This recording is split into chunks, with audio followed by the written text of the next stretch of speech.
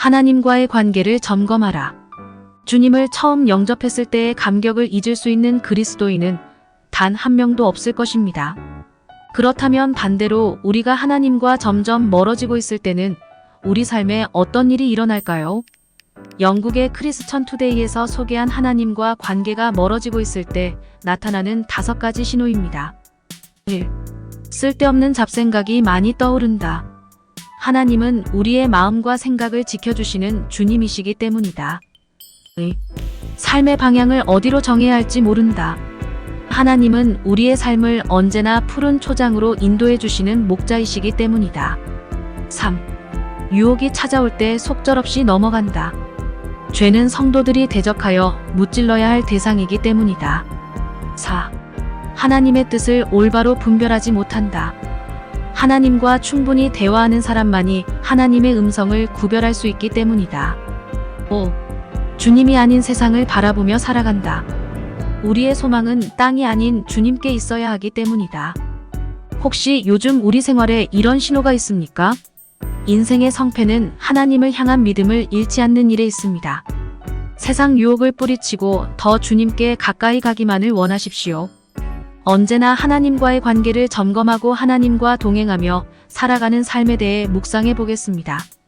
오늘의 말씀 시편 101장 7절 찬송가 420장 539장. 거짓을 행하는 자는 내 집안에 거주하지 못하며 거짓말하는 자는 내 목전에 서지 못하리로다. 사람들은 대부분 다른 사람과의 관계가 멀어질 때 그것을 느낄 수 있습니다.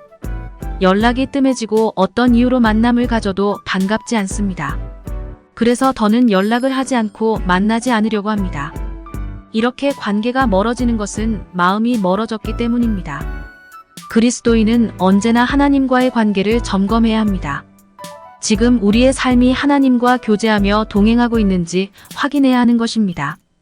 그래서 하나님과의 관계가 멀어지고 있다고 느낀다면 즉시 하나님께로 다시 나아가 하나님과 함께 살아가야 합니다. 하나님과의 관계가 멀어졌다고 느낀다면 즉시 돌이켜야 합니다.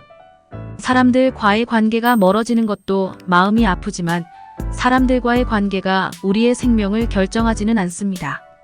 하지만 하나님과의 관계가 멀어지면 결국 생명을 주신 하나님을 잊어버리게 되고 어쩌면 다시 죄의 노예가 될 수도 있습니다. 지금 즉시 하나님께로 나아가십시오. 하나님을 만나고 하나님의 말씀을 읽으며 기도하는 것을 멈추고 있다면 하나님과의 관계가 멀어진 것입니다. 하나님보다 세상의 것이 우선순위에 있다면 역시 하나님을 잊은 것입니다. 하나님과 멀어졌을 때 즉시 돌이켜 하나님께 나아가야 합니다. 우리가 이 세상에서 행복하게 살아갈 수 있는 유일한 길은 하나님과 동행하는 것입니다. 하나님께서 우리와 함께 걸으시며 우리의 모든 길을 인도하실 때 우리는 이 땅에서 승리할 수 있습니다. 하나님과 늘 교제하고 동행하며 살아가는 그리스도인이 되시기 바랍니다. 오늘의 기도. 주님, 이 세상에서 하나님을 잊지 않고 살아가게 하옵소서.